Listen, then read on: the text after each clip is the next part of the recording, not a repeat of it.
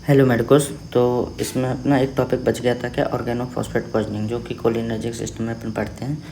तो organophosphate poisoning में क्या होते हैं, ये जो जितने भी कंपाउंड होते हैं वो क्या होते हैं, हाईली लिपिड सॉल्युबल कंपाउंड होते हैं। तो ये क्या होते हैं, हाईली लिपिड सॉल्युबल कंपाउंड्स होते हैं। तो जैसे मैंने बताया था कि ऑर्गेनोफॉस्फेट कंपाउंड होते हैं वो क्या होते हैं, कोलिनर्जिक सिस्टम को काम करते हैं। और उनका मैकेनिज्म कैसे था कि वो जो एसिटाइल कोलिन ईस्टरेज था उसको इनहिबिट करते हैं। ठीक है, तो ये ऐसे काम करता है आपका क्या, ऑर्गेनोफॉस्फेट। तो अब इसमें क्या करेंगे, क्या बोलूँगा मैं कि इरिवर्सिबली ये इनहिबिट करता है कोलिन ईस्टरेज को। ठीक है, ये समझ में आ गया। तो जिससे क्या होगा, अगर एसिटाइल कोलिन ईस्टरेज है उसका मतलब इनहिबिशन हो रहा है, तो इससे क्या एसिटाइल कोलिन बढ़िया रिसेप्टर पे काम कर पाएगा। तो ठीक है, तो एसिटाइल कोलिन और मोस्टली इस पर काम करता है अपने मस्कुलिनिक रिसेप्टर पे और निकोटिनिक रिसेप्टर पे। तो इससे क्या होगा, एसिटाइल कोलिन जो है आपका वो ज़्यादा से ज़्यादा आपका कहाँ जाएगा, मस्कैरिनिक और निकोटिनिक रिसेप्टर पे। ठीक है, तो अब देखते हैं, अगर एसिटाइल कोलिन ज़्यादा काम कर रहा है मतलब आपकी पैरासिम्पैथेटिक एक्टिविटी ज़्यादा रही है, तो आप क्या बोलोगे, ऑर्गेनोफॉस्फेट की जो पॉइजनिंग है उसमें आपको सिम्टम्स क्या दिखेंगे, जो भी सिम्टम्स आएंगे वो एसिटाइल कोलिन की वजह से आ रहे हैं, सिंपल सी बात है। तो आपको मस्कुलिनिक इफेक्ट देखेंगे, निकोटिनिक देखेंगे, सेंट्रल देखेंगे। तो अगर बात करें मस्कुलिनिक इफेक्ट क्या होंगे, तो जितने भी आपके जो रिसेप्टर थे जैसे क्या M1 M2 M3 ये यहाँ भी काम कर रहे थे, वहाँ के फंक्शन को बढ़ा देंगे। तो जैसे आपका क्या क्या हो जाएगा, स्वेटिंग ज़्यादा हो जाएगी, आपको सलाइवेशन होने लगेगा, ब्रोंकोस्पाज्म बोल सकते हैं, मियोसिस हो जाएगा, ब्रेडिकार्डिया हो जाएगा और हाइपोटेंशन भी बोल सकते हैं, ये भी हो जाएगा। ठीक है, ये तो हो गया क्या, मस्कैरिनिक इफेक्ट। अब आते हैं किस पे, निकोटिनिक इफेक्ट। तो निकोटिनिक इफेक्ट क्या है, नर्व वाले या फिर नर्व मसल वाले। तो क्या क्या हो सकता है, ट्विचिंग हो सकती है, फैसिकुलेशन हो सकते हैं, और क्या हो सकता है आपका, मसल वीकनेस हो सकती है। ठीक है, कुछ सेंट्रल इफेक्ट भी हो सकते हैं आपके। सेंट्रल इफेक्ट जैसे क्या, वही कॉमन चीज़ें होती हैं, जो हेडेक होगा, रेस्टलेसनेस होता है, कन्फ्यूजन वगैरह होगा, और थोड़ा बहुत कन्वर्जन भी हो सकता है।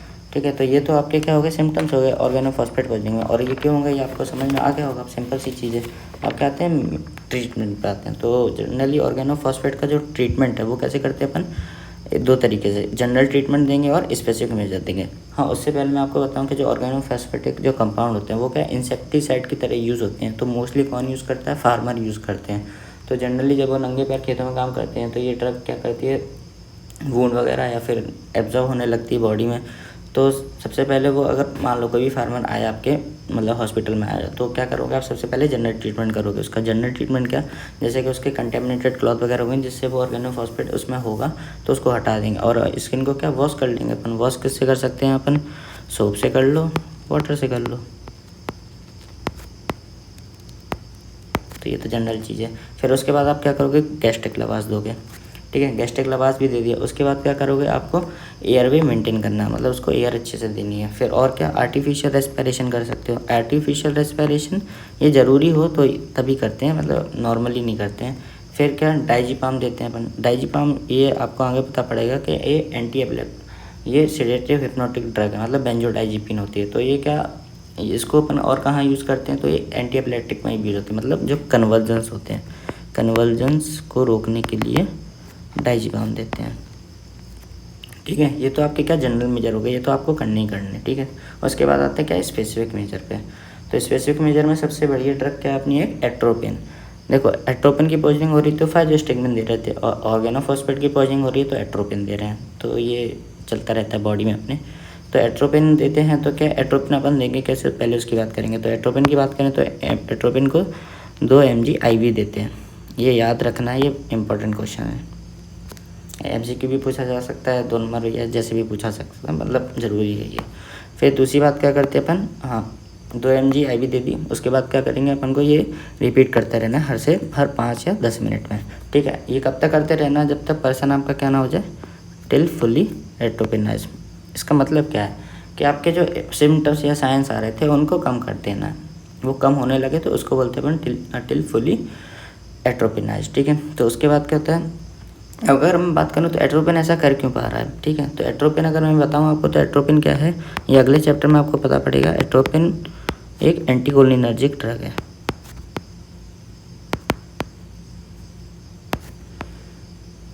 ठीक है। और ये क्या करती है, जो अपने ऑर्गेनोफॉस्फेट कंपाउंड है वो क्या एक्ट करते हैं, मस्करेनिक रिसेप्टर को इन पे अपन काम करते हैं, मस्करेनिक इफेक्ट दिखाते हैं। तो ये जो आपकी एट्रोपिन है ना, ये इसको क्या कर देती है, ब्लॉक कर देती है। और कैसे ब्लॉक करती है, आपकी कॉम्पिटिटिवली।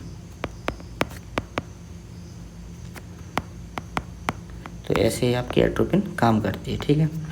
ये तो हो गया, एट्रोपिन बढ़िया थी भाई, बढ़िया काम किया इसने ऑर्गेनोफॉस्फेट पॉइजनिंग में सही करने के लिए।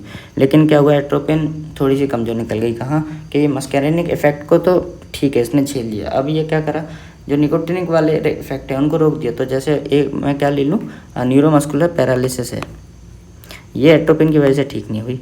तो इसके लिए अपन ने क्या दिया, ऑक्साइम्स दिए, ठीक है। तो ऑक्साइम्स क्या होते हैं, ये होते हैं आपके कोलिन ईस्टरेस रीएक्टिवेटर, ठीक है। ऑक्साइम्स क्या होते हैं, कोलिन ईस्टरेस रीएक्टिवेटर होते हैं, ठीक है। अगर इसमें ड्रग की बात करें तो ऑक्साइम में क्या क्या ड्रग आती हैं, तो ये आपको एक दो नाम तो पता होना ही चाहिए। तो एक क्या हो गया आपका प्रालिडोक्साइम हो गया, दूसरा क्या है ओबिडोक्साइम हो गया, और डाईएसेटाइल मोनोक्साइम हो गया। ऑक्साइम तो हर नाम के पीछे आना ही है, ये तो कॉमन सी बात है। और इसमें क्या देखेंगे, प्राली है और ये ओबिडो है, बस। तो ये आपके ऑक्साइम्स हैं। अब आपको अगर ये भी जानना है कि ये काम कैसे करता है, तो मैं आपको बताऊं कि जो आपका कोलिन ईस्टरेस एंजाइम है वो कुछ इस टाइप का है, ऐसा समझ लो, ठीक है। तो ये मैं इसको क्या बोल दूंगा, एनायनिक साइट,